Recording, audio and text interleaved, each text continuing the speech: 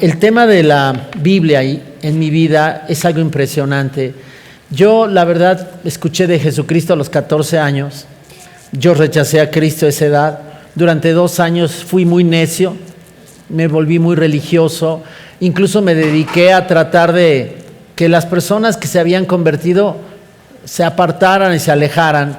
Según yo, estaban mal y había que ayudarlos. Y yo traté de empezar a estudiar la Biblia. Y durante esos 2 años, de los 14 a los 16, yo estudiaba la Biblia, la leía. Y me acuerdo que hacía todo lo posible porque los cristianos no le hablaran de Cristo a algunas personas de mi familia. Y había una persona, una tía que estaba moribunda, y yo hacía guardias para que los cristianos no llegaran y le hablaran de Cristo. Gracias a Dios, un día se me hizo tarde, le hablaron de Cristo y se convirtió.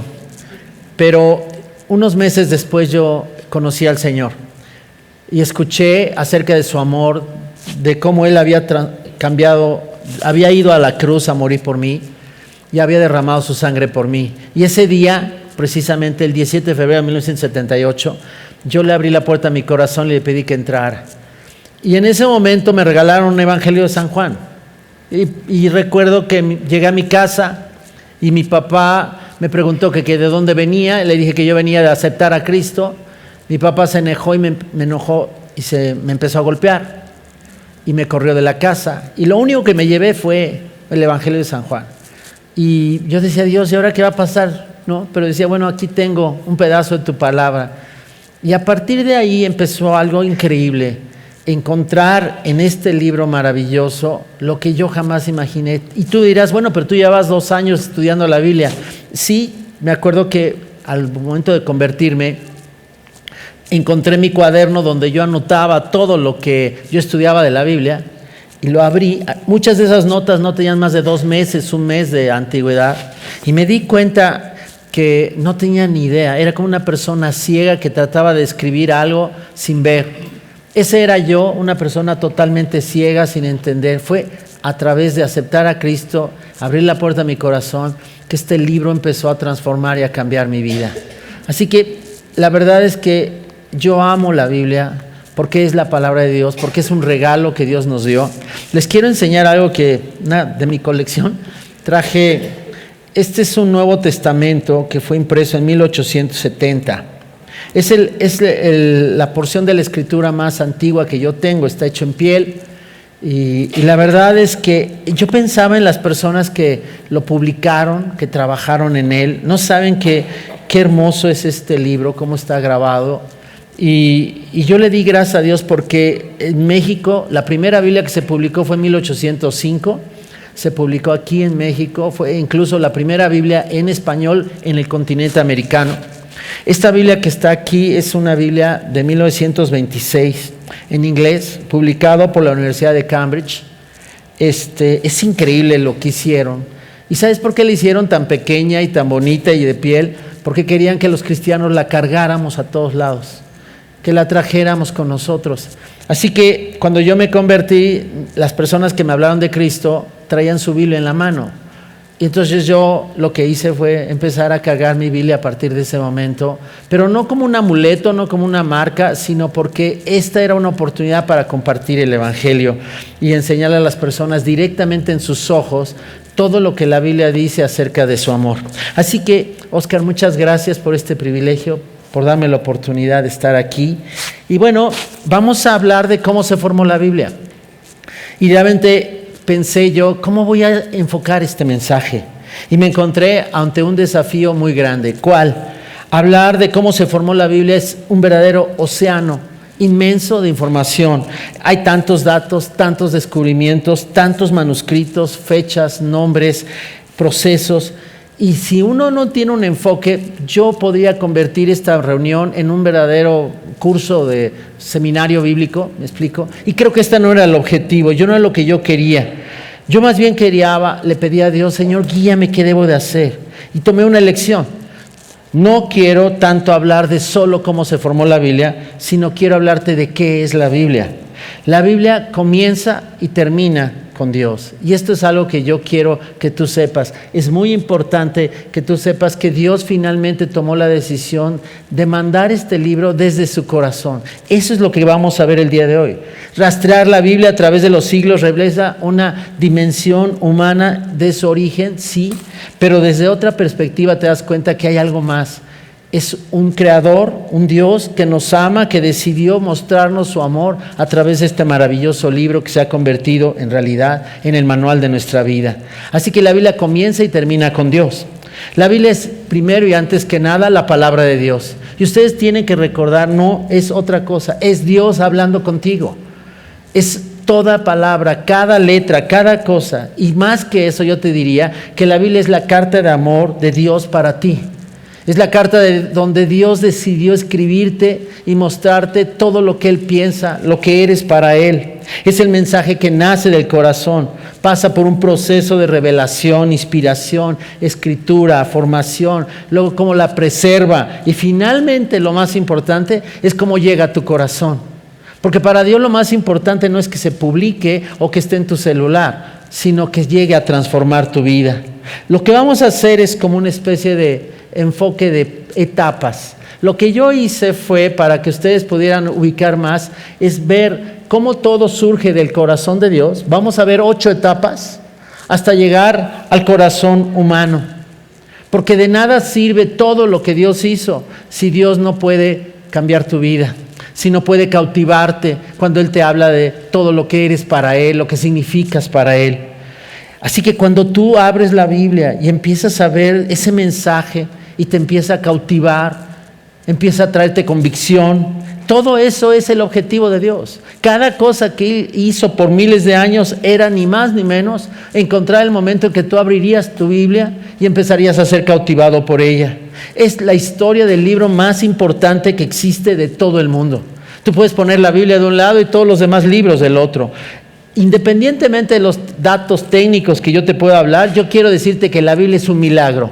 Es el más grande milagro que puedes imaginar que Dios ha podido hacer. Cómo Dios guió, preservó, cómo Dios entregó no un libro simplemente que nos informa, sino un libro que nos transforma, un libro que nos cautiva. Y vamos a ir viendo en esta plática de 8 etapas cómo nos lleva desde el corazón de Dios hasta el corazón tuyo. Porque si algo quiero que esta mañana tú te lleves, es que Dios no dio la Biblia para llenar nuestra mente de información, sino para llenar tu corazón de dirección, de esperanza, de transformación. Las vidas de nosotros van cambiando cuando somos expuestos a la Biblia. Debemos de pasar tiempo en la Biblia. Y no solamente estamos hablando de un pequeño devocional donde lees 1 o 2 versículos, sino realmente pasar tiempo en la Biblia. Por eso Pedro, el apóstol, cuando estaba hablando con Jesús, hay un momento, recuerdas, en donde miles de discípulos se apartan. Y Jesús se voltea con los apóstoles y les dice, ¿no se quieren ir ustedes también? Y en ese momento Pedro dijo algo que es muy importante en mi plática. En Juan 6:68 dice, Señor, ¿a quién iremos? Tú tienes palabras de vida eterna. Esa frase, tú tienes palabras de vida eterna. La Biblia que tienes en tu mano, ya sea en un libro o en un teléfono, son palabras de vida eterna. Vamos a descubrir cómo surgió, cómo nos llegó y por qué sigue siendo hoy verdaderamente la palabra que da vida y una vida eterna. Así que vamos a ver estas 8 etapas. Una por una las iré poniendo en la pantalla. Del corazón de Dios hasta el corazón humano. Vamos a empezar con la primera etapa, el corazón de Dios. En el corazón de Dios quiero que tú sepas que el origen de la Biblia es en el corazón de Dios. Hace algunos años, lo voy a hablar un poquito más adelante, se acostumbraba a mandar cartas. Y cuando tú recibías una carta, casi sentías que la persona estaba hablando contigo. Quiero que sepas que la Biblia es una carta de amor. Es la carta de amor de Dios para ti. Es la historia que todos nosotros necesitamos escuchar. ¿Existían cartas físicas? Sí, pero finalmente era muy emocionante. ¿Te acuerdas llegar, ver en el correo, abrir, volteabas a ver el sobre y veías de dónde venía el remitente y sabías quién era? Había personas que hasta perfumaban la carta. Ahora imagínate que tienes a tu esposa, a tu esposo lejos y que te manda una carta. Y de repente abres esa carta y en el momento que vas leyendo la carta de tu pareja, te das cuenta que es una carta de amor, con palabras tiernas y dulces. Yo quiero que veas la Biblia como esa carta de amor que Dios te escribió. Una carta de amor de Dios para ti. Si aprendes a leer la Biblia como una carta de amor para ti, te va a resultar impresionante. Te va a cautivar. Te va a decir cómo Él pensó en ti desde la eternidad pasada. Te va a demostrar que eres lo más valioso que Él tiene, es la niña de sus ojos. Debemos ver la Biblia como si Dios estuviera contándonos una historia. Es increíble la historia que Él cuenta y Él sabe contar historias, ya que la Biblia es en realidad un grupo de 66 libros agrupados. Entonces deberíamos de pensar en la Biblia como 66 cartas de amor de Dios para el hombre. Uno de mis proyectos que tengo es presentar un estudio en donde cada libro de la Biblia podamos ver como una carta de amor. La primera carta de amor, Génesis, y así todas las 66. Cada una de estas 66 cartas que Dios escribió tienen una historia que contar, pero tiene un origen, el amor de Dios. Cada una de estas cartas forma parte de una historia general maravillosa, la historia del amor de Dios por tu vida. Dios está tratando de compartirte una historia en la que quiere que te involucres, una historia de redención, una historia donde Él dice, quiero que sepas que hay gente a tu alrededor que yo quiero que busques, que les hables de Cristo.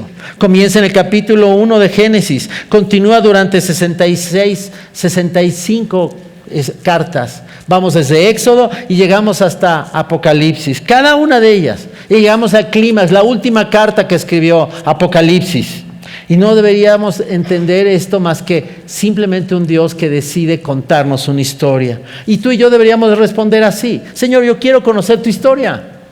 ¿Qué me quieres contar? Abres la Biblia y dices, Señor, aquí estoy, quiero escucharte. Y quiero involucrarme en esta historia que tú estás escribiendo. Quiero sentir pasión por esta historia. La mayoría de los cristianos no conocen bien la Biblia y creo que eso es muy triste. Muchos desearían conocerla, pero no están convencidos de que necesitan conocerla. Qué increíble que se dé esta oportunidad en esta iglesia para estudiar la Biblia. Con demasiada frecuencia, música inspiradora, consejos bíblicos, etcétera, datos interesantes, pero la gente en un sentido no se mete a la Biblia. ¿No sería increíble conocer lo que Dios nos dice en cada una de estas 66 cartas? Comprenderlo como una historia conjunta y entrelazarlas en una historia completa. Eso es lo que Dios quiere. Escucharías la historia de amor más grande jamás contada. Quedarías prendado, cautivado, como dijo Jeremías: me sedujiste, oh Jehová, y fui seducido. Más fuerte fuiste que yo y me venciste. No hay alguien que abra la Biblia y que no sea cautivado. Yo quiero que te enamores de este libro, que te sorprendas de este libro, que veas la maravilla, la maravillosa historia de amor. Y estamos en esa historia. Hay momentos donde Dios está hablando contigo.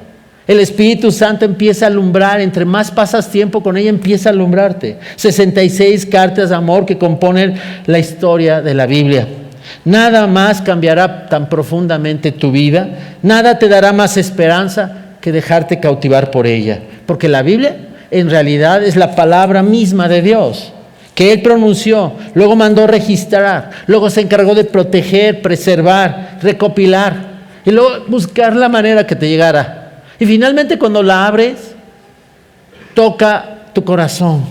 Por lo tanto, puedes tener la certeza de que cada palabra de la Biblia es verdad. Es la palabra de Dios. No hay una jota, no hay una tilde. Puedes confiar en ella.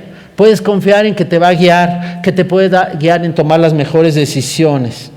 ¿Cómo le hizo? Eso es lo que se trata esta plática. ¿Cómo hizo Dios para escribir este libro? ¿Cómo inspiró a las personas? ¿Cómo dispuso los acontecimientos? ¿Qué palabras pronunció? ¿Cómo se encargó de que el Espíritu Santo recordara estas palabras? Fueran registradas, no cambiara nada. Y después de eso, agrupadas en un solo libro y luego preservadas, transmitidas de generación a generación. La Biblia empezó a escribirse hace más de 3,500 años. El libro más moderno tiene casi 2,000 años. ¿No es impresionante lo que Dios ha hecho? Yo llamaría y usaría una palabra: asombroso. Es asombrosa la Biblia. Y yo creo que incluso no alcanza a describir el proceso que Dios empleó para darnos la palabra escrita, desde que comenzó la escritura, hace unos 35 siglos, 3.500 años, es increíble. Dios ha usado milagrosamente personas imperfectas para dar al mundo un libro perfecto. Es increíble, porque usó los estilos. No es el mismo estilo de un Pablo o el de un Pedro. Cada uno de ellos, había de todo. Había pastores, había reyes, había pescadores.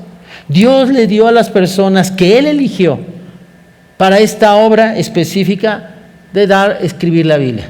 Luego le dio la gracia a ciertas personas de identificar cuáles eran los libros escritos. Hay Apocalipsis de Pedro, hay epístola de todo lo que te puedes imaginar. Hay decenas y decenas de libros que podrían haber sido incluidos en la Biblia. ¿Por qué no fueron incluidos? Porque no solo fue un milagro que se escribiera, sino también fue un milagro que se escogieran exactamente las 66 cartas que Dios quería. La compilación. ¿Qué tal la traducción? La traducción de la Biblia es algo impresionante. Yo me encontraba a Oscar diciendo, ¿cómo le voy a hacer para que en 1 hora y cacho resumir todo la maravilla? Por ejemplo, que Dios haya escogido el hebreo y el griego, básicamente. También es el arameo.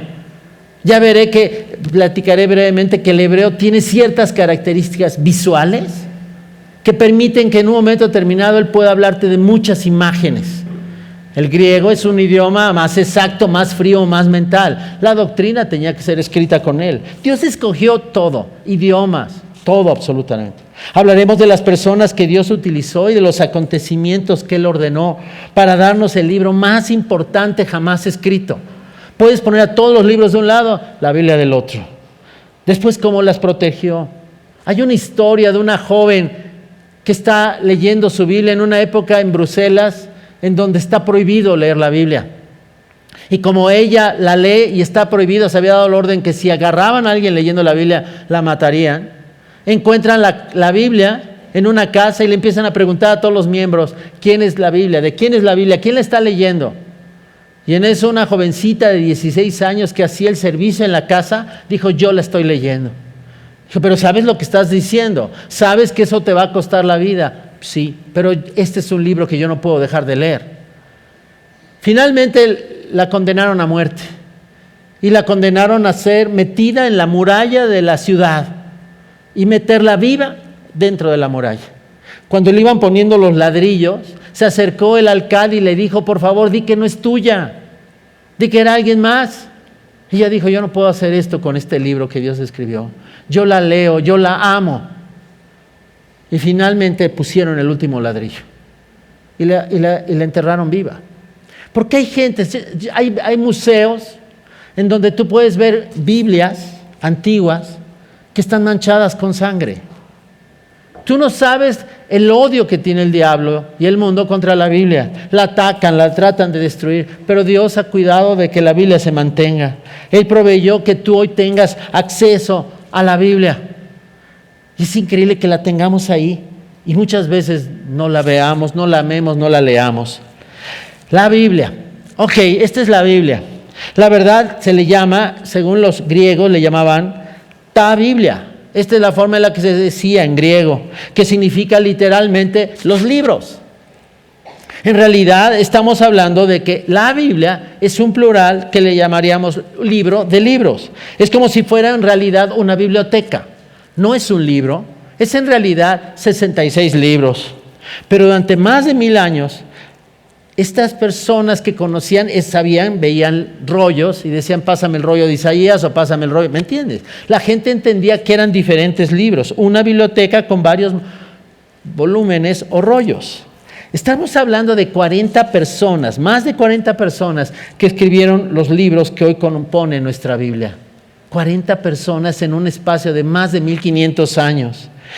Tú y yo sabemos lo difícil que es poner de acuerdo a 3 personas. A ver, no, a ti te tocaba esto, no, tú esto, ya estamos con dificultad. ¿Cómo le hizo Dios para que 40 personas se pongan de acuerdo, aún sin tener ninguna comunicación coherente entre ellos? Ni siquiera se conocieron, no sabían lo que el otro había escrito, pero la Biblia jamás se desvía. Sigue una historia, una unidad, nunca se contradice, siempre presenta la historia de redención donde Cristo murió por nosotros, por la humanidad de una manera perfecta, coherente. ¿Sabes que la Biblia tiene miles de referencias cruzadas? Esta refiere a esto, y no hay una sola contradicción. Así que contar una historia unificada es exactamente lo que se habla la Biblia. Y yo te quiero decir, podría hablar de muchas cosas, pero yo quiero hablar de que esto es un milagro extraordinario. Porque lo primero que quiero que tú sepas es que la Biblia no tiene errores. Estos son dos conceptos que se manejan: infalibilidad e inerrancia. Inerrancia significa que la Biblia en sus manuscritos originales no contiene errores en todo lo que afirma. No hay ningún error, ni histórico, ni científico, de ningún tipo. Y todo esto es para que tú puedas poner tu vida en ella y confiar. Esto es algo increíble. El autor es Dios y Dios no comete errores. En otras palabras, todo lo que la Biblia enseña es verdadero, que proviene de un Dios que no miente, que no se equivoca, que te avisa las cosas antes de que sucedan, que te dice: vive para esto, no pongas tu corazón en las cosas de la tierra, vive por las cosas eternas. Aunque los autores humanos escribieron con sus estilos y contextos, el Espíritu Santo guió a las personas de tal manera que escribieron exactamente lo que Dios quiso comunicar, sin ninguna equivocación. Así que todo surge del corazón de Dios. La segunda etapa de la que quiero hablar el día de hoy es la revelación. ¿Qué significa esto? Dios, ¿cómo comenzó? Está en el corazón de Dios y Dios empieza a hablar. Empieza a hablar con las personas. Habla algunas veces con sueños, a veces con Moisés habla directamente, hablando con su voz. El libro de Hebreos en el capítulo 1 dice: Dios, habiendo hablado de muchas veces y de muchas maneras, muchas veces y de muchas maneras, en estos postreros días nos ha hablado por el Hijo. Es increíble. ¿Sabes que el Hijo es el final del mensaje? Es el logos, es el mensaje que resume todo lo que Dios quiere que sepas. Si empiezas en la página 1 y vas leyendo estas palabras, estás leyendo Dios mostrando todo lo que Él quiere que sepas. Es impresionante lo que Dios quiere hacer. Ahora, ¿sabes cuándo fue la primera vez que Dios decidió escribir o decir algo? Cuando Dios en toda la Biblia menciona por primera vez escribe. Me puse a investigar y dije: ¿cuál es la primera vez que me menciona la escritura de la Biblia dentro de la misma Biblia? Si empiezas leyendo todas las páginas y dices: a ver, Génesis, etcétera. ¿Dónde te lo encuentras? Va a ser un dato curioso y en un lugar que menos te lo imaginas. Cuando Dios saca al pueblo de Israel, van por el desierto. Tú recuerdas que en el desierto los atacan los de Amalek y empiezan a atacar la retaguardia. Y en ese momento Dios le dice a Moisés: dile a Josué que vaya y presente la batalla, y mientras tú te vas al monte y levantas los brazos. ¿Se acuerdan de ese pasaje? Y que cuando Moisés levantaba los brazos en señal de que estaba orando y dependiendo de Dios, Josué prevalecía. Pero Moisés se cansaba y bajaba los brazos, ¿te acuerdas? Y entonces prevalecían los amalecitas hasta que encontraron la manera de mantener los brazos arriba y finalmente ganaron los israelitas. En el capítulo 17 se registra esta historia.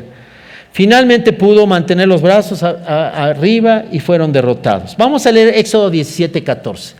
Éxodo 17:14 dice: y Jehová dijo a Moisés: escribe esto para memoria de un libro. Es la primera vez que en toda la Biblia Dios le dice a Moisés: escribe esto para memoria en un libro, y di a Josué que raeré del todo la memoria de Amalek de debajo del cielo. La primera mención. Es increíble, es como si Dios dijera: no quiero que los israelitas lo olviden, quiero que siempre esté en su mente. Como yo, cuando me buscan en oración, ustedes pueden prevalecer. Dios no quiere que olvidemos lo que Él ha hecho. Este es el primer acto de escritura humana en la Biblia. Al sacar al pueblo de Israel de las 10 plagas, tú puedes decir: a lo mejor ahí, no. O a lo mejor en otros milagros, en el diluvio. No, la primera vez fue aquí en Amalek. Ahora, ¿qué hacía Dios los primeros 2000 años, desde Adán hasta que se escribe el primer libro? ¿Cómo Dios hacía que no olvidaran? Bueno, Dios hacía cosas a través, por ejemplo, de una comida. Decía: yo quiero que ustedes practiquen una comida, la Pascua. Quiero que sepan cómo hacerla, cómo celebrarla. Cada aspecto de la comida les va a recordar algo de la muerte de Cristo, de lo que yo voy a hacer con ustedes. Así que durante más de 1000 años los judíos estuvieron practicando esta comida y era una forma visual, vamos a decir, en la que ellos de alguna manera recordaban esa historia. Otras veces Dios dijo, no, ahora quiero que, para que no se les olvide, les voy a enseñar una canción. A ver, Moisés, ahí te va. Y Dios le cantaba. ¿Sí sabías que Dios le cantó a Moisés y le enseñó una canción? Vamos a leer Deuteronomio 31:19. Dice, ahora pues, escribíos este cántico y enséñalo a los hijos de Israel. Ponlo en la boca de ellos para que este cántico me sea testigo para los hijos de Israel. Pero que nunca se les olvide. La música es impresionante. Recordar una historia, comiéndola, cantando, hasta que Dios le dice, Moisés, escribe.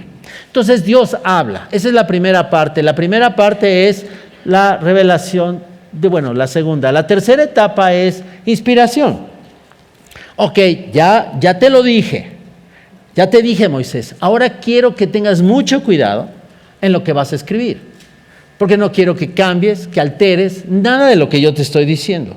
Los oídos pueden haber escuchado el mensaje, pero ¿cómo reaccionaron los dedos? ¿Qué tal si a veces vas escribiendo y tú oyes otra cosa? Puedes cambiar. ¿Qué implica transferir la voz de Dios al vocabulario humano? Dios usa personas reales, estilos reales, contextos reales. Incluso vamos a ver, usó una piedra, a veces una piel, a veces un papiro, un pergamino. Este es un libro divino y a la vez humano. Eso es lo que es increíble. Es perfecto usando humanos. Y es lo mismo que Dios quiere hacer a través de tu vida. Dios quiere hacer una obra maravillosa, aunque somos imperfectos, pero si dependemos de Dios, Dios puede hacer cosas maravillosas. Cuando Dios habló, ¿qué pasó? La gente escuchó. ¿Y qué hizo? Escribió. Esa es la inspiración. Dios inspiró la Biblia, sacó de su aliento y dijo, Moisés, Pedro, quiero que todos tengan mucho cuidado. Cuando el apóstol Pedro y Pablo hablan de la inspiración, por ejemplo, ¿qué dice Pablo a Timoteo? Pablo le dice, toda la escritura es inspirada por Dios. Esta palabra griega, creo que ya me perdí. Perdóname. Sí me pasé, ¿verdad? Bueno, no importa. Se los leo aquí. Toda la escritura es inspirada por Dios. La palabra inspirada es theopneustos, que significa soplado por Dios. Esto es impresionante. Dios tiene la capacidad de soplar la palabra de Dios. Todo lo que Él dijo fue escrito específicamente. Quienes escribieron los libros de la Biblia fueron instrumentos que Dios usó milagrosamente. Lápices en su mano. Es impresionante lo que Dios hizo inspirar de su aliento. Lo que significa que Dios pronunció las palabras que están registradas en tu Biblia. Eso es lo que Dios quería. Cada palabra. El apóstol Pedro expone esta verdad en 2 de Pedro 1, del 20 al 21. En 2 de Pedro 1, 20 al 21 dice, entendiendo primero esto, que ninguna profecía de la Escritura es de interpretación privada, porque nunca la profecía fue traída por la voluntad humana, sino que los santos hombres de Dios hablaron siendo inspirados por Dios, por el Espíritu Santo. Así que docenas de personas escribiendo la Biblia, personas falibles en diversos ámbitos de la vida y un autor, un solo autor, es Dios. Jesús dijo, no hay una letra y una tilde que sea cambiada, nada. Permanecerá para siempre, mis palabras permanecerán. El mundo puede pasar, pero no mis palabras. Ok, ya escribí. ¿En qué escribimos? ¿Cómo fue que Dios fue escribiendo la Biblia? Bueno, la primera vez que se escribe la Biblia es cuando Dios le da a Moisés los 10 mandamientos que fueron escritos con su dedo. Esa es la primera vez que se escribe algo. Y Dios se lo dio a Moisés. Otras veces Dios usaba pieles. Las pieles era otro de los artículos que usaba. Otras veces el papiro. El papiro es una superficie de escritura antigua hecha de planta de papiro. Por ejemplo, el Nuevo Testamento muchas veces está hecho así, con este material. Otras veces utilizaban pergaminos. El pergamino era una superficie de escritura muy común desde el siglo XIV hasta el XV de nuestra era. Era hecho de piel animal. Y ya más adelante empezó a surgir el papel. El papel no era tan común hasta que surgió la imprenta. porque no era tan duradero. Ok, ahora vámonos a lo que mencioné al principio de los lenguajes. Dios escribió en 3 idiomas, hebreo y arameo, el Antiguo Testamento, y el griego, el Nuevo Testamento. El hebreo, como les mencionaba, es un idioma pictórico. Es muchas imágenes, metáforas vivas y audaces que desafían y dramatizan la historia. Es un idioma que da mucha imagen para que tú te puedas imaginar. Dios quiere usar imágenes para mostrarte el diluvio, para mostrarte todo lo que pasaba. Dios necesitaba un idioma así. Él escogió específicamente un idioma personal con grandes poderes de asociación y de imaginación. No fue cualquier idioma. Y esto es algo que muchas veces en el español y en el inglés se pierde. A veces vale la pena ir al original y ver lo que dice la palabra en hebreo, porque el hebreo te da imágenes. Pero también, ya no me da tiempo de hablar de esto, es personal. El hebreo tiene una capacidad de decirte, sí, te estoy hablando a ti, es para ti. Esto no es en bolas, en grupo. Ustedes ven ahí el Salmo 23 en hebreo, Jehová es mi pastor. El griego es un idioma intelectual. Era más un idioma de la mente que del corazón. Pablo tenía que dar doctrina, Juan tenía que dar profecías, ¿me explico? Él necesitaba un idioma conocido, un idioma que pudiera ser leído y entendido por todo el mundo. Así que finalmente Dios usó estos idiomas. Aquí está Juan 3:16 en griego. Ok, esto es algo que se me ocurrió hacer a mí. Lo que ustedes ven aquí en la parte de abajo es una línea de tiempo. Sí, se me están oyendo, sí, ¿verdad? Es una línea de tiempo. Lo que voy a ir haciendo es colocando cada uno de los libros para que ustedes vayan viendo cómo se fue escribiendo la Biblia. ¿Les parece? Miren, primero les quiero decir que el libro más antiguo es el libro de Job. Hay personas que piensan que el libro de Job fue escrito al mismo tiempo que Génesis y todo el Pentateuco.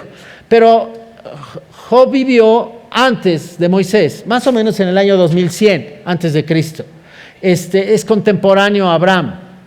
Algunos piensan que Job fue el que escribió el libro, otros creen que pudo haber sido Moisés, entonces por eso algunos meten a Job unos siglos después. Pero yo lo puse pensando que más o menos ubiquen que es el primer libro de la Biblia. Después vienen los 5 libros del Pentateuco, que estamos hablando en 1400, Génesis, estamos hablando de Éxodo, estamos hablando de Levítico, Números y Deuteronomio. Todos más o menos en el año 1400 antes de Cristo. Después llegamos a Josué. Josué escribió unos 50 años después, cuando Moisés murió. Más o menos se calcula en 1350. Después vamos a ver Jueces y Ruth, más o menos. Pasan casi 400 años, ¿no? En el año 1050. Los salmos, hay muchos salmos escritos, pero algunos, sobre todo los de David, escritos en el año 965 antes de Cristo. Recuerden que no podemos ser dogmáticos en las exactos, pero más o menos para que se den una idea. Proverbios, Eclesiastés, Cantar de los Cantares, aproximadamente en el año 926 antes de Cristo. Después vinieron primero y segundo de Samuel, más o menos en las mismas épocas de Cantares y Proverbios. Después vámonos a Primero de Reyes y Primera de Crónicas. Primera de Reyes y Primera de Crónicas en el 848 antes de Cristo. Abdías, igual. Joel fue escrito en el año 835. Luego nos vamos a Jonás. Jonás fue escrito en el año 780 antes de Cristo. Amós, 765. Oseas en el año 755, Isaías en el año 750, 700 más o menos. Por eso más o menos todas las profecías del Mesías muchas veces tienen más de 6 siglos entre lo que escribió Isaías acerca del Mesías y su muerte. Después de esto viene Miqueas en el año 740, Jeremías y Lamentaciones, tú sabes que es cuando Nabucodonosor está destruyendo Israel, ¿no? Más o menos alrededor del año 600. Luego viene Nahum en el año 630 antes de Cristo. Habacuc y Sofonías en el año 625. Ezequiel, aunque es contemporáneo a Daniel y más o menos escribió en el año 536 a.C. Luego escribe en Segunda de Reyes, Segunda de Crónicas, en el año 539 aproximadamente. Daniel escribe probablemente al final de su vida, en el año 538 a.C., ya que pasó más o menos unos 60 y tantos años de cautiverio. Después de esto viene Ageo y Zacarías en el año 520. Después escribe el libro de Esther. Es impresionante este libro, que nunca se menciona la palabra Dios, pero está Dios presente todo el tiempo. Es un milagro maravilloso. Esdras en el año 458 después de Cristo. Nehemías después del 445. Y finalmente el libro de Malaquías. Malaquías fue escrito 432 antes de Cristo, y Dios detiene la escritura del Antiguo Testamento y deja de hablar durante más de 300 años con el pueblo de Israel. En ese tiempo aparece nuestro Señor Jesucristo. Nace, vive y muere. Y llegamos al Nuevo Testamento. En el Testamento, si ustedes ven, más o menos el Antiguo Testamento fue escrito en un periodo de 1000 años. Es increíble, es impresionante este libro. Pero ahora llegamos al Nuevo Testamento. El Nuevo Testamento fue escrito más o menos un periodo de 50 años, entre el año 50 y 95 después de Cristo, por 8 autores diferentes humanos. Vamos a presentar más o menos el orden cronológico y las posibles fechas del Nuevo Testamento. El primer libro fue Santiago. Santiago fue escrito, el hermano de Jesús, fue escrito en el año 49 después de Cristo. Esto fue escrito en Corintio. Después Primera y Segunda de Tesalonicenses en el año 52, escritas en Corintia por Pablo. Primera y Segunda de Tesalonicenses, me equivoqué. Después Primera de Corintios fue escrita en Macedonia en el año 55. Segunda de Corintios en el año 56 después de Cristo, escrito en Macedonia. Después Gálatas en el año 57, escrito en Éfeso. Romanos 58 después de Cristo, escrito en Corintio. Lucas, el doctor maravilloso, escribe en el año 59 desde Cesarea. Luego vámonos a Hechos, el segundo tomo, escrito desde Roma, el año 60. Luego Pablo escribe desde Roma, Filipenses, Colosenses, Efesios y Filemón entre el año 61 y 62 desde Roma. Después nos vamos a Mateo. Mateo es escrito en el año 63 después de Cristo en Judea.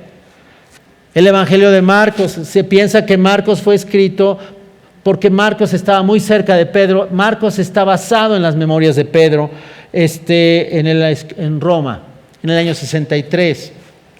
El libro de Hebreos en el año 64 después de Cristo, escrito en Jerusalén. No conocemos el autor. Primera de Timoteo en el año 65, escrito en Macedonia. Primera de Pedro, escrito desde Babilonia en el año 65. Segunda de Pedro, se desconoce dónde se escribió, en el año 66. Después viene Tito, el año 66, escrito en Grecia. Judas, el año 67, escrito, no se sabe dónde se escribió. Después llegamos al Evangelio de San Juan, escrito entre el 85 y el 90. No se tiene muy claro en qué año, pero más o menos en esa época, escrita desde Éfeso. Acuérdense que Juan era también pastor de Éfeso. Primera de Juan en el año 95, escrito en Judea. Perdón. Me estoy equivocando, ¿verdad? Perdónenme. Primera de Juan en el año 95 o 90, perdón. Segunda y tercera de Juan, escritas en Éfeso. Apocalipsis, finalmente, escrito desde la isla de Patmos por el apóstol Pablo en el año 95. Es increíble esto. 66 cartas de amor de Dios para el hombre. 1000 años en el Antiguo, 50 años en el Nuevo, pero si tomamos lo más conservador, desde el año 1400 antes de Cristo, que suponiendo que Job debe de ser metido ahí, ¿no? Muy contemporáneo a Pentateuco, entonces estamos hablando desde que se empezó el primer libro hasta que se termina Apocalipsis, 15 siglos. Ese se llama inspirar. Eso se llama, escribe ese exacto. Ok, vamos a regresar, entonces estamos en inspiración. Ahora nos vamos a, ok, ya se escribieron, pero se escribieron un montonal de libros. El diablo los puso a escribir a sus propios, se puso a escribir, ¿cómo voy para atrás acá? El diablo de alguna manera también puso a escribir sus propios libros, ¿no? Para confundir. Entonces había un montonal de libros. ¿Cuál de todos es inspirado? ¿Cuál metemos y cuál no? Y aunque no lo creas, aquí también fue algo muy impresionante. Le llamamos el canon, que es cuando Dios guía a los creyentes a escoger tanto los libros del Antiguo Testamento como los libros del Nuevo Testamento, que tienen que ser reconocidos como inspirados. El canon significa eso, reconocer los libros que Dios escribió y sacar aquellos libros que no escribió. Entonces vamos a decir, ¿qué es entonces la palabra canon? Canon significa lista reconocida de libros inspirados. El concepto de esta lista de libros aceptados, nosotros tenemos 66 libros, 39 del Antiguo y 27 del Nuevo, que se conoce como el canon bíblico. Los libros del canon se le consideran verdaderos, inspirados. Hay veces que le empezaron a añadir otros libros y cuando tú llegas a leer esos libros, te das cuenta que están llenos de mentiras, de conceptos erróneos. ¿Cómo le hizo Dios para recoger estos 66 libros y conservarlos dentro de la biblioteca llamada Biblia? La Biblia, por ejemplo, judía. Vamos a empezar por el Antiguo Testamento. El Antiguo Testamento los judíos le llaman Tanakh. Esta palabra Tanakh es una estructura de 3 partes que habla de 3 pedazos que tenía para ellos la escritura. Estas 3 colecciones, ¿cuál es la primera colección? La palabra Tanakh, que ahorita van a ver cómo es un acrónimo de 3 grupos. Primero, la Torá. La palabra hebrea significa enseñanza, instrucción, y son básicamente los 5 libros del Pentateuco. Luego viene los Nebim. La palabra hebrea significa profetas. Ahí están básicamente los profetas. Y luego vienen los Ketubim, que son los escritos. Ok, voy a poner todo en un cuadro para poderlo explicar un poquito más. La Biblia hebrea, ahí ustedes ven, Tanakh, que es, si te fijas, con mayúscula T-N-K, de Torah, Nebim y Ketubim, que son enseñanza e instrucción. Están los 5 libros del Pentateuco. Nebim, que son los profetas, y está de Jueces a Ezequiel, y luego tú puedes ver el libro de los 12. ¿Qué es el libro de los 12? Así le llamaban los judíos a los profetas menores. No son menores porque sean menos importantes, sino porque los libros son más pequeños. Así que les llamaban los 12. Todo eso estaba en Nebim.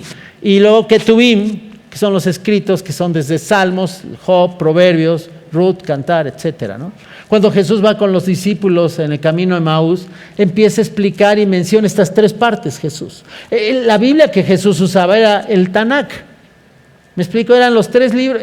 Y él les fue explicando a los discípulos en el camino de Emaús, mira, en el Torah se me enseña de esto, en los Nebim se enseña esto, y en Salmos, menciona Salmos. ¿Por qué Jesús mencionó Salmos? Porque era el primer libro de esta parte. Ok, entonces podemos resumir que el Tanakh son estos 3 escritos, los 3 grupos. Exactamente son los mismos libros que nosotros tenemos en el Antiguo Testamento, nada más que ellos los agrupan diferente a nosotros.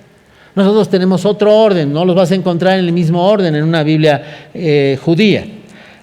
Y luego vamos a ver cómo esto corresponde exactamente el Antiguo Testamento cristiano al Tanakh judío, nada más que en diferente orden. ¿Ok? La Biblia cristiana contiene 2 partes, Antiguo Testamento y Nuevo Testamento. Este es el canon. Dios guió. Ya me hubiera tardado un buen rato de decir los primeros escritos que se aceptaron por la iglesia fueron los evangelios, las cartas de Pablo. Poco a poco después se fueron aceptando otras partes de la escritura. Finalmente, más o menos para el año 300 después de Cristo, podemos decir que ya los cristianos decían, ya, son 27 libros del Nuevo Testamento. El Antiguo Testamento en la época de Cristo, todo el mundo reconocía los 39 libros del Antiguo Testamento. Nadie tenía dudas de cuáles eran inspirados. Ok, vamos a regresar a nuestro cuadro. Ya llegamos en canon, cómo se agrupan. Ahora, ok, ya están los libros, 66 cartas. Ahora necesito que los preserven. No los vayan a perder. No los vayan a destruir o a quemar o algo, porque aparte el diablo hizo todo lo posible por destruir la Biblia. Estamos hablando de Dios cuidando la palabra a través de los siglos. Cómo Dios ha preservado su palabra escrita es algo impresionante, tan milagroso como todo lo que te he descrito. Es evidente que Dios está comprometido de que tú leyeras. Por eso yo creo que a veces Dios dice, no puedo creer, si Él supiera todo lo que hice para que tenga la Biblia en su teléfono y nunca la lee. ¿Por qué no la memorizas? Te la aprendes, me explico. Él hizo todo lo necesario para preservar toda esa comunicación contigo, su palabra escrita. Y así como Dios usó hombres falibles, que llamó y capacitó para entregarle la Biblia y que la escribieran tal cual, y luego capacitó a los creyentes para escoger los libros correctos, luego capacitó a otros para que la cuidaran y la preservaran. Yo le llamo a este concepto guardianes de la palabra escrita de Dios. Son personas que algún día vamos a conocer en el cielo y vamos a dar gracias por sus vidas. La tarea, preservar, proteger la palabra escrita de generación en generación. ¿A quién escogió Dios para esta función? Al pueblo de Israel. Cuando Pablo le escribe a los romanos, en Romanos 3, del 1 al 2, dice, ¿qué ventaja tiene pues el judío? ¿O de qué aprovecha la circuncisión? Mucho en todas maneras. Primero, dice, ciertamente que les ha sido confiada la palabra de Dios. Se les confió la palabra. Se les encomendó la elevada, santa misión de cuidar las Escrituras, copiarlas, transmitirlas, etc. Esta fue sin duda una muy importante tarea. Y es tan importante que Dios se le encargó a Moisés.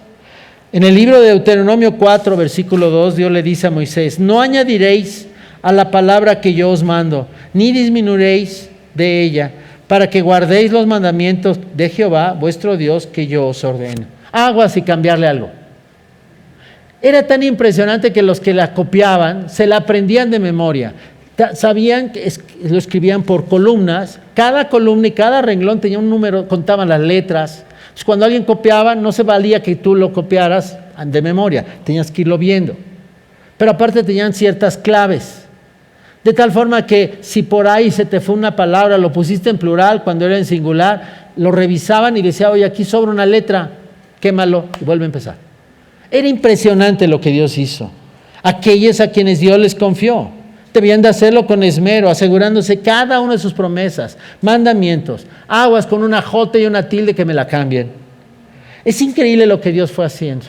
Pero aún así los hombres empezaron a criticar la Biblia y empezaron a decir a principios del siglo XX, a ver, los escritos del Antiguo Testamento tienen una antigüedad de apenas 600, 700 años. ¿A qué me refiero? Las copias que se tenían en el siglo XX del Antiguo Testamento eran muy recientes. Entonces decían, ¿qué tal si los apóstoles o Jesús o alguien le metió la mano a la Biblia por aquí y por allá? Y en realidad no estamos leyendo la Biblia tal como Dios la escribió. Bueno, en el año 1947, un joven beduino de 16 años que se llamaba Mahoma, perdió una oveja. Y entonces la andaba buscando y como no sabía dónde estaba, yo me acuerdo de haber estado en el Mar Muerto y cuando el guía nos empezó a contar la historia de los rollos del Mar Muerto, fue algo increíble. Como este hombre jovencito dice, a ver, pues voy a buscar a Copito de Nieve, ¿no? Que no sé dónde se me metió, ¿no? Y entonces dice, pues le voy a aventar una piedra a ver si sale huyendo.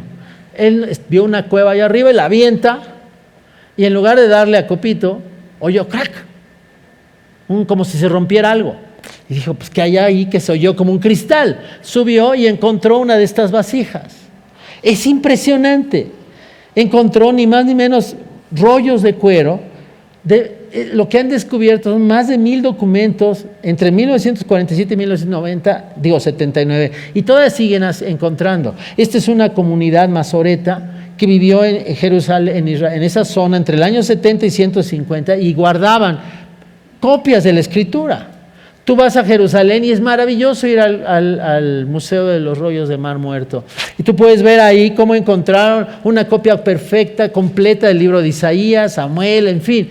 Es impresionante, prácticamente todos los libros del Antiguo Testamento se citan de una u otra forma, pedazos, pero Isaías está completo. Ahí descubrieron que lo que eran las copias modernas que tenían del Antiguo Testamento eran idénticas a estas copias antiguas. Esto es impresionante. todo lo que Dios hizo para que su palabra se conservara. Y yo brevemente quiero hablarte de los escribas. Los escribas eran personas que a través de los siglos, sobre todo a partir del cuando Israel fue conquistado por Nabucodonosor, se les dio la orden de cuidar y escribir y proteger y copiar todo el Antiguo Testamento. Era impresionante cómo lo hacían, con qué cuidado. Vuelvo a insistir, nos tomaría mucho tiempo hablar de esto. Estos eran los famosos escribas de la época de Cristo. Eran personas que eran reconocidas porque se dedicaban a copiar y transcribir la palabra de Dios con una reverencia impresionante.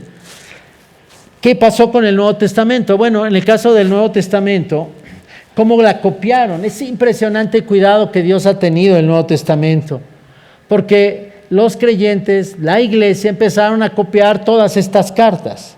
Es increíble cómo hoy hemos encontrado en los últimos siglos, pero sobre todo en las últimas décadas, copias y copias de manuscritos impresionantemente antiguos. Hay más de 4,000 manuscritos. Eso hace que tú y yo podamos tener la confianza que la Biblia que tienes ahí sea exactamente la Biblia que fue escrita. Es tan impresionante que incluso se encontró un manuscrito que se le llama el P52. El P52 es el manuscrito más antiguo del Nuevo Testamento. Se calcula que es por el año 115 y es un pedacito del Evangelio de Juan. Es increíble que apenas 30, 40 años después de que se escribió el Evangelio de San Juan, ya circulan copias. Y así hay copias de diferentes años. Ahora hay 6,000 manuscritos, copias manuscritas del Nuevo Testamento. Por ejemplo, existe lo que se llama Códex Sinaítico, el Código Sinaítico. Está escrito a mano en el siglo IV a.C. sobre pergamino. Y además contiene todo el Antiguo Testamento, la versión de la Septuaginta. Aquí quiero hablarte de una cosa rápida, algo que Dios hizo maravilloso. En el año 1455, Gutenberg inventó la imprenta con tipos movibles. Esto es maravilloso porque hasta esa época toda la Biblia se copiaba a mano y costaba miles de dólares a la época actual. O sea, tú no podías comprar cualquier persona una Biblia porque costaba muchísimo tiempo hacerla. Pero cuando finalmente este hombre inventó la prensa móvil, el primer libro impreso, que casualmente fue la Biblia, y así ha sido desde ese año el libro más vendido. Quiero hablar brevemente de las traducciones de la Biblia. Ok, la Biblia fue traducida, originalmente hebreo, arameo y griego eran los originales. Vamos a ver cómo ha ido creciendo las traducciones a través de los años. Por ejemplo, para el año 200 después de Cristo, la Biblia estaba traducida en 7 idiomas. Para el año 500 después de Cristo, en 13. Para el año 900 ya había 17 traducciones de 17 idiomas. Para el año 1400 había 28 traducciones, 28 idiomas. En el año 1800 había 57. Pero algo pasó en ese momento. Lo que sucedió fue que explotó la traducción de la Biblia en el siglo XIX. A través de avivamientos y todo, de vamos a llevar la Biblia a todos lados. Para el año 1900 ya había, se fue, 500, te prometo que no hice nada, Oscar, no es cierto. 537, para el año 1980 ya había 1100 traducciones y para el año 2006 hay 2426 idiomas. Es increíble, piensa, de 57 que había en el año 1800, hoy hay más de 2500 traducciones. Esto es impresionante. Dios también guió traducir la Biblia. Yo tengo Biblias en Tzotzil, ¿me entiendes? Es maravilloso ver a gente que hoy dedica su vida a traducir la Biblia en diferentes idiomas. Y de la persecución, pues ya les hablé, por ejemplo, de cuántos intentos ha habido por boicotear la Biblia. Lo que quiero volverte a insistir es que es un milagro que tú tengas la Biblia, el libro maravilloso que Dios tiene. Y ahora voy a entrar a la etapa 6. La etapa 6 yo le llamo el resultado. Después de que Dios conservó y preservó, ya llegamos, perdón. Ahí está. Este es cómo se ha ido. Es impresionante. ¿Ven el brinco que hay aquí de 57 Prácticamente, aunque hoy existen todavía 2000 dialectos, 2000 dialectos en el que todavía no hay ni un pequeño pedazo que no haya sido traducido. Claro que son comunidades muy pequeñas, pero todavía hay gente que ama a Dios, ama a la gente, ama la Biblia y la está traduciendo. Esto es maravilloso, esto es uno de los ministerios más hermosos. Vamos a regresar entonces después de la preservación. Ok, tarán, la Biblia, el resultado. Estas últimas áreas ya son mucho más breves, porque ya no me da tiempo. La idea era cómo llegó la Biblia, pero no me quise quedar ahí. Yo quise que pensaras un poquito en el resultado. Yo hubiera tardado 1.5 horas platicando si yo te pudiera hablar de las pruebas que existen de la infalibilidad de la Biblia. Por ejemplo, su asombrosa unidad. Tú puedes agarrar el libro de Génesis, todos los libros como si fuera un reloj, y llegar a Apocalipsis. Y lo que te vas a dar cuenta es que Génesis y Apocalipsis están conectados. Todos los temas son idénticos. Jardín, proyecto.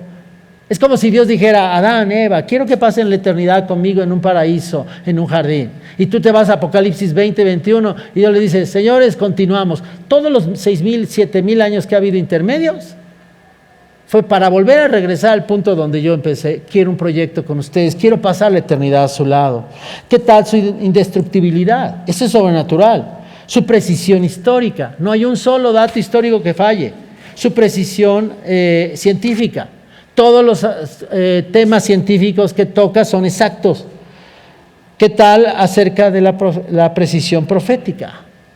Y yo pensaba en esto, ya saben que este es mi tema, perdóname Oscar, ¿qué tan segura es la Biblia? Entonces yo decía, a ver, ¿y no habrá errores, no habrá fallas? ¿Qué significa que la Biblia cumpla las profecías?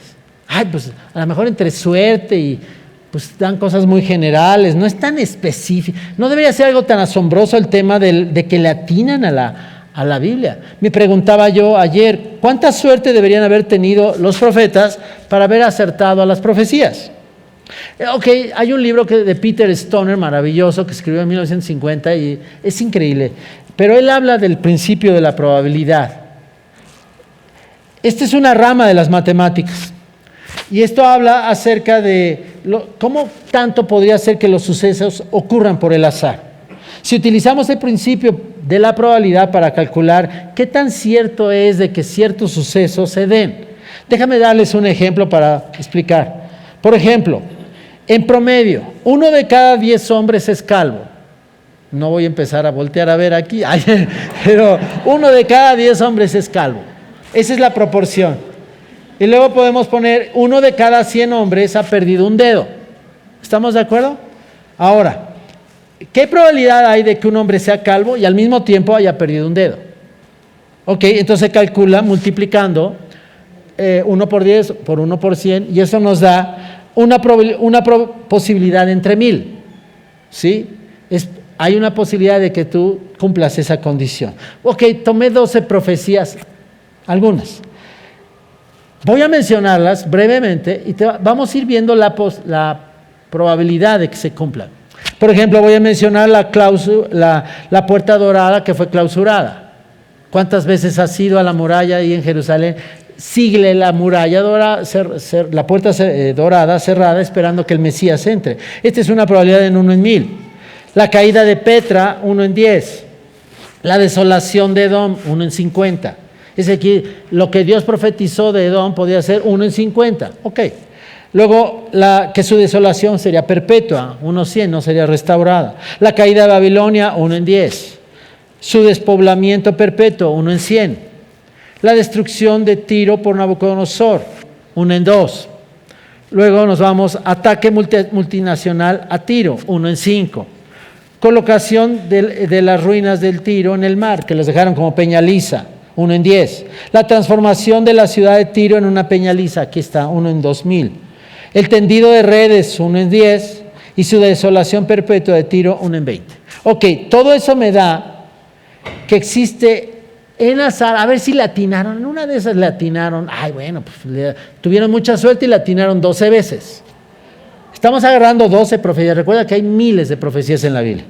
Estas 12 profecías de que se hayan cumplido al azar es una oportunidad entre 2 trillones.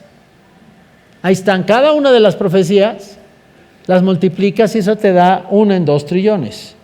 Es increíble. Yo dije, pues sí la atinaron. A ver, te voy a poner un ejemplo. ¿No? ¿Qué pasa si yo te doy una moneda de dólar que está falsa? Y digo, ok, a ver si le encuentras a la primera, una moneda. Si yo tengo 2 trillones de monedas y las pongo en México, las aviento 2 trillones de monedas, esto va a significar que por 3,5 metros de altura, todo el territorio nacional está lleno de monedas. Y te digo, llégale, vete a buscar. Vete a Cuernavaca, de ahí te vas a Mérida, después regresas a Tamaulipas, después te vas a Baja California. A la primera que agarras, escarbas, acuérdate que son 3,5 metros de monedas.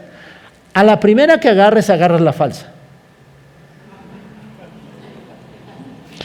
Hay gente que piensa que las profecías no son importantes.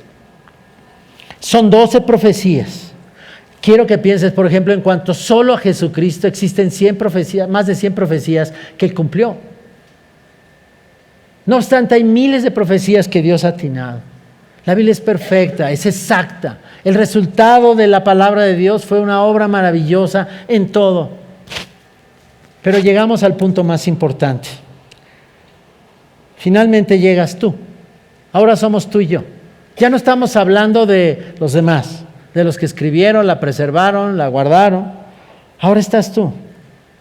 Y llega el Espíritu Santo y trata de cautivarte, abrirte los ojos. El Espíritu Santo alumbra nuestros ojos, te hace ver la carta de amor de Dios para cautivarnos y transformarnos. Hebreos 4:12 dice, porque la palabra de Dios es viva y eficaz, y más cortante que toda espada de 2 filos, y penetra hasta partir el alma y el espíritu, las coyunturas y los tuétanos, y discierne los pensamientos y las intenciones del corazón. El poder de la Biblia. Ábrela, por favor. Deja que el Espíritu Santo te toque, deja que te transforme.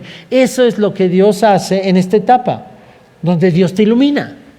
El Espíritu Santo te muestra, abres la Biblia y algo te pasa. Y llegamos a la última etapa. La última etapa pasando de la iluminación al corazón humano. Al corazón humano transformado. La palabra llega al corazón y cuando logra llegar a tu corazón, tú no puedes volver a ser el mismo. Te cambia. Del corazón de Dios a tu corazón. Y recordamos lo que Pedro dijo cuando Jesús le dijo, pues si quieren váyanse. Pedro le dijo, Señor, tú tienes palabras de vida eterna.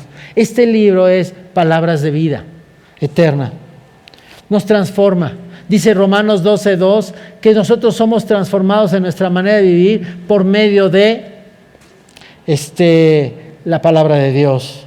Así que escucha las palabras de Dios. Permite que la palabra de Dios haga todo este recorrido en tu corazón, desde el corazón de Dios hasta el corazón tuyo. No te quedes, no pases horas viendo las redes sociales o viendo otras cosas, perdiendo tiempo. Abre este libro, ve todo lo que Dios te tiene que decir. La Biblia no nació de la creatividad humana, sino de una iniciativa divina.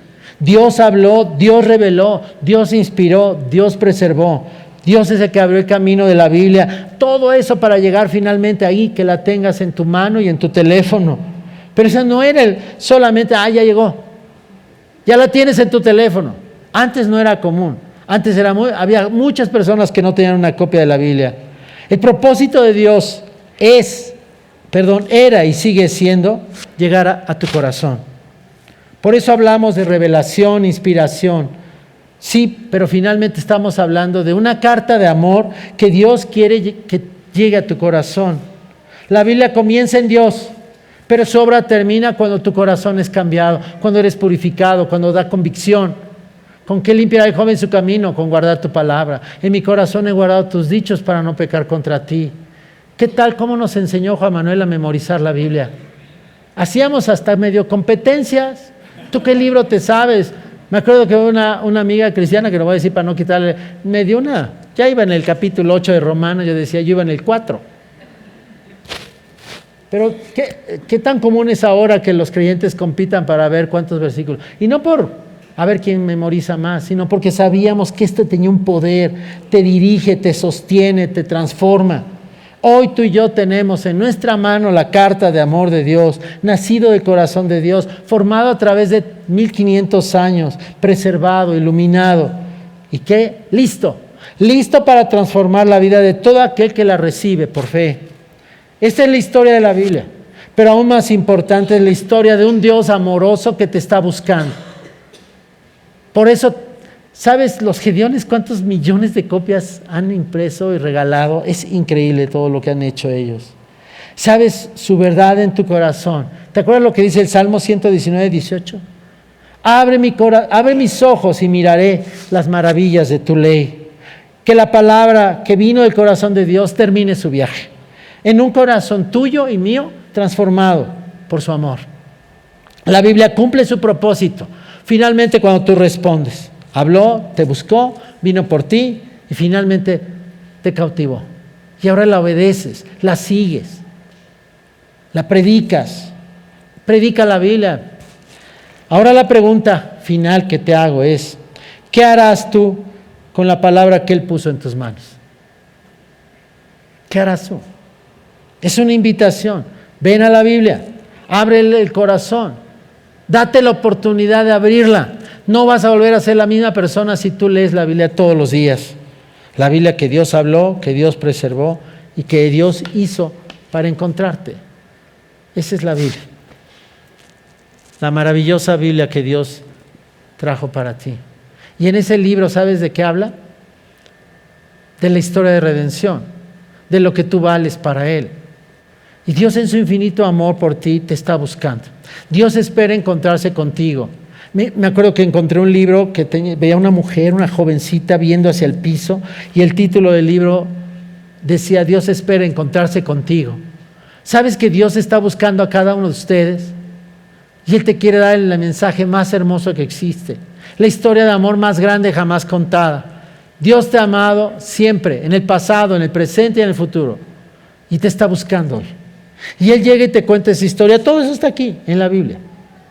Te lo voy a contar en unos minutitos con los versículos. Creo que vale la pena. La primera verdad importante que una persona debe de saber es la verdad del amor de Dios.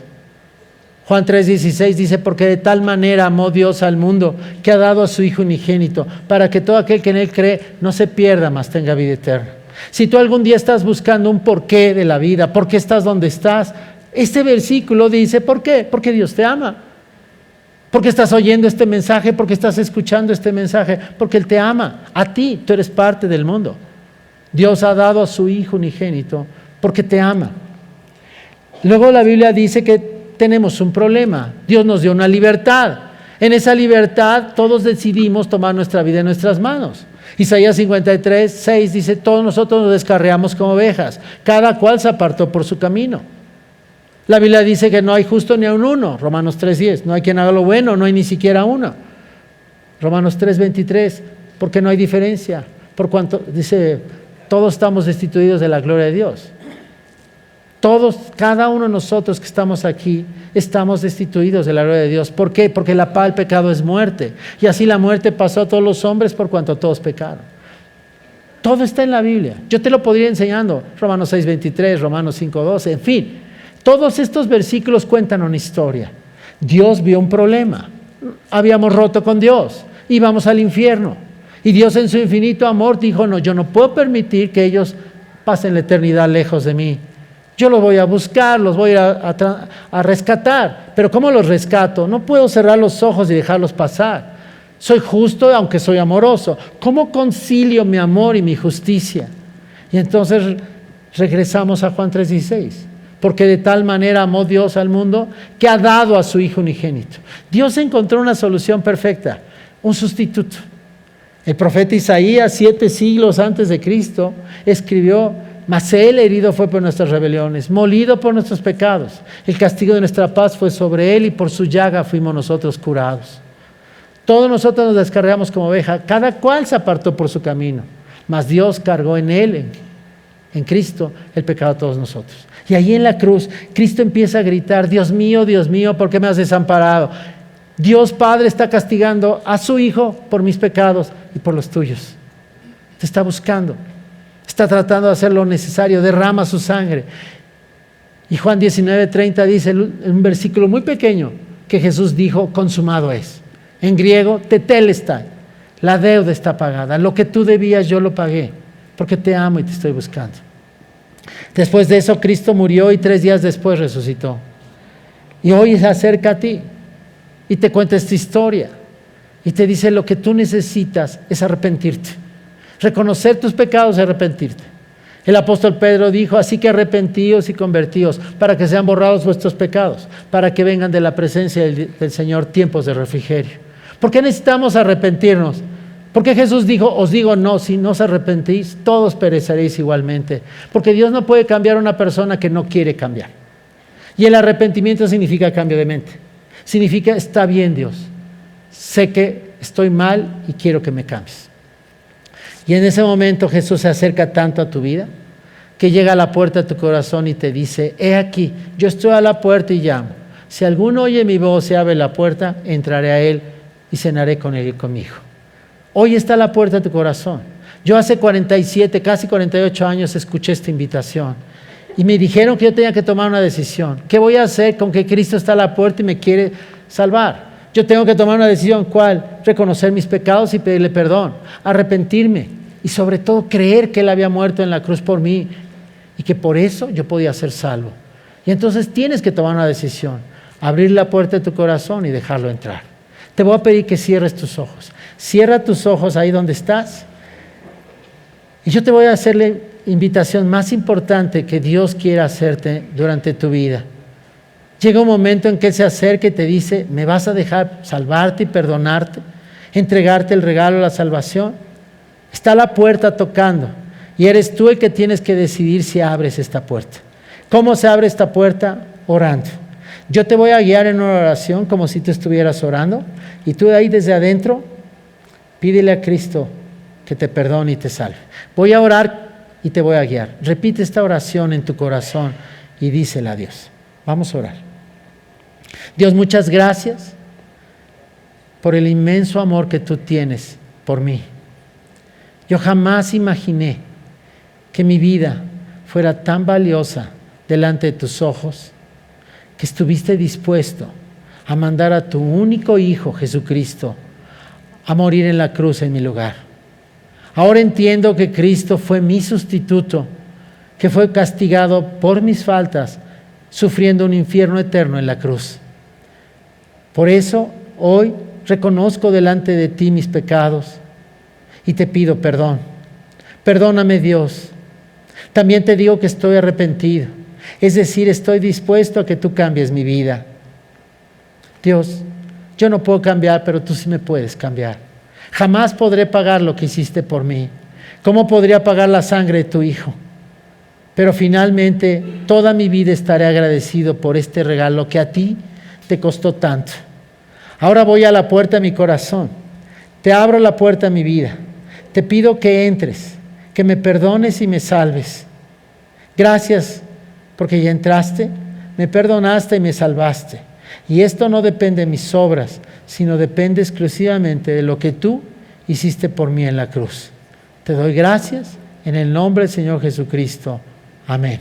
Y vamos a orar, terminar orando todos. Dios, gracias de verdad, Padre, por este regalo precioso que es tu palabra. Una carta que tú nos escribiste de amor, pero que no termina su viaje hasta que no llega a nuestro corazón. Haz que todos hoy aquí tomemos la decisión de abrir este libro una vez más desde otra perspectiva, entendiéndolo como 66 cartas de amor que tú decidiste escribirnos. Tócanos, cámbianos y transfórmanos. Y gracias de verdad, Dios, por este maravilloso regalo. Y ahora permítenos, Dios, ir y contarle a todo el mundo acerca de ti y de esta maravillosa historia de amor. Te damos gracias, te pido que bendigas este lugar, gracias por estos 11 años, por la vida de Oscar, guarda esta iglesia y todo esto te lo pedimos en el nombre del Señor Jesucristo. Amén. Muchas gracias.